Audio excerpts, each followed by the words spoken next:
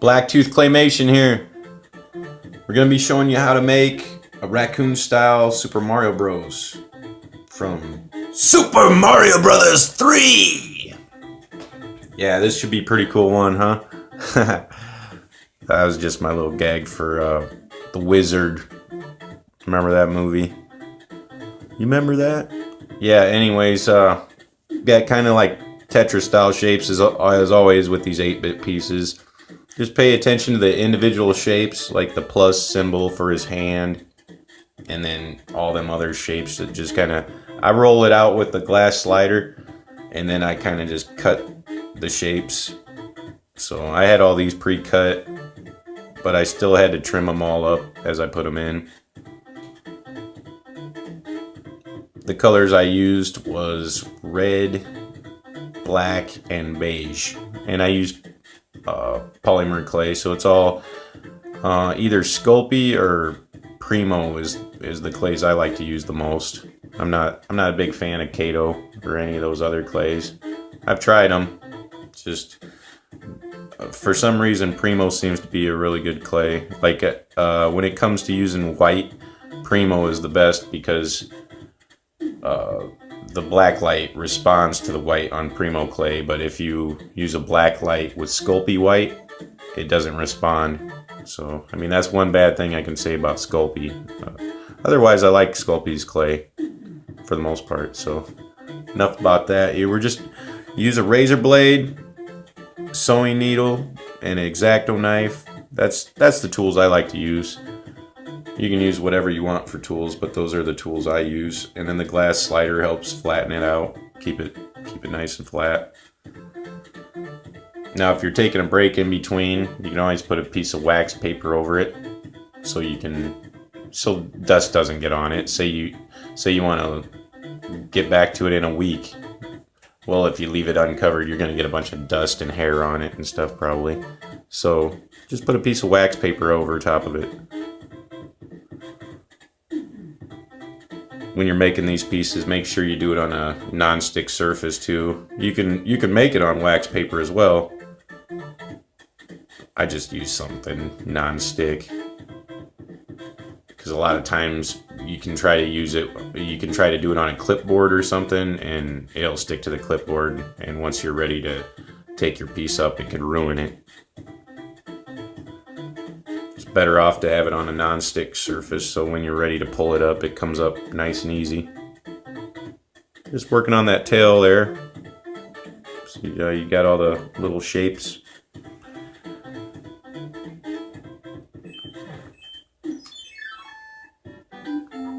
I'm just playing some Super Mario Bros. 3 while I'm trying to run you through the lesson here.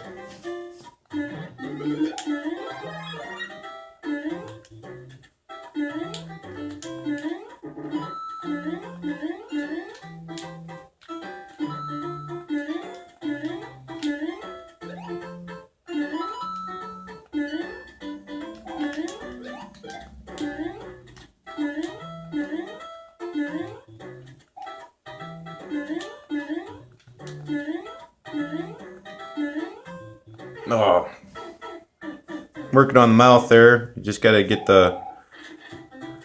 spread the beige out, and it's good to spread the piece out when you're trying to put the other piece in there. You want to spread it so it doesn't mess up your other edges, like your other corners. Just kind of spread it out, and then set it in there. Once it's set in there, just push them back together, and sometimes you got to use the needle to work it and get it all touched up and make it look nice.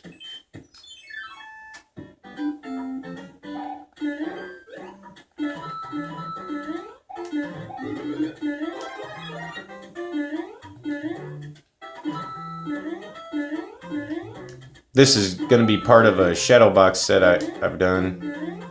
I did like a background, a 5x7 inch background, like baby blue sky, and then some green grass.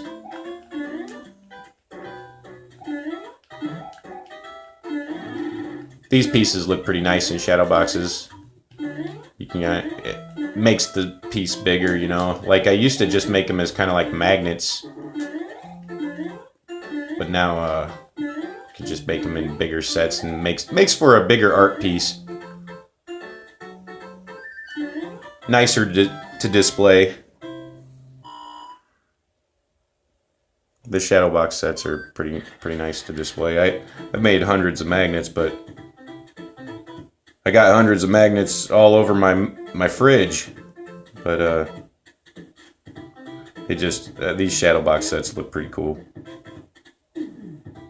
I'll have to show like a showcase of the shadow box sets after I get a bunch done. Yeah, just getting his hair on there and just trying to connect him and straighten the edges out.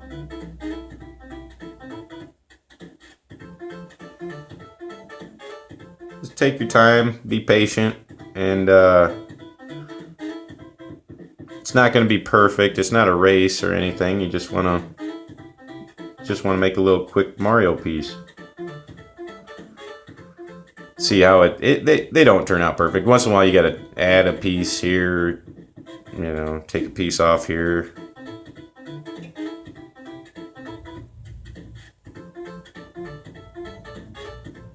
Trying to get them straight is the tough part, and lining everything up just right.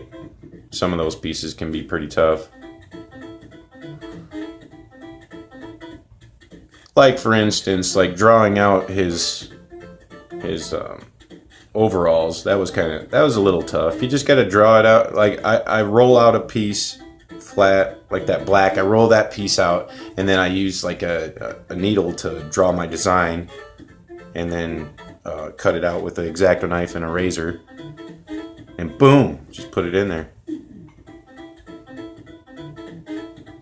When this piece is done, you just put it in the oven at 275 for 15 minutes for every 1/8 inch. And this piece is probably a little over an 1/8 inch thick, so probably put it in for 25 minutes.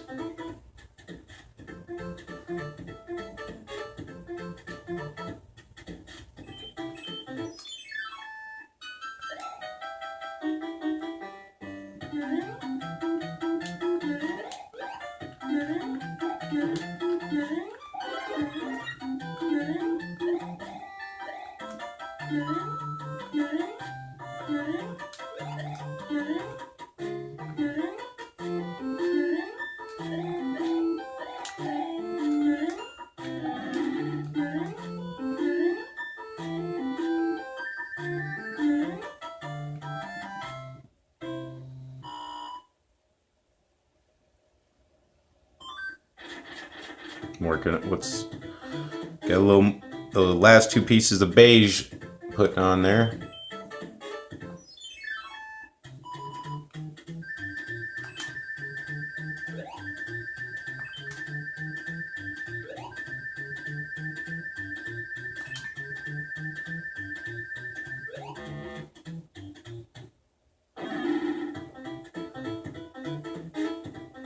That eye straightened out. Now it looks like I'm just straightening out, and I'm going to put a little bit of fill in around some beige around his mustache there to fill in the spot that's divoted, embedded in.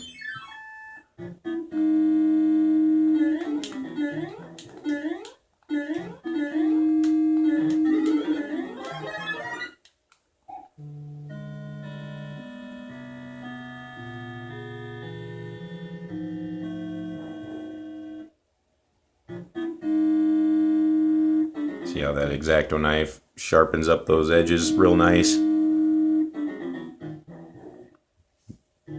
Yeah, you want to get the edges pretty sharp. Some clay is so soft that it's just hard to work with and get sharp on the edges. Use little dabs of beige to kind of fill in the spots that are lower, and just work it with that needle.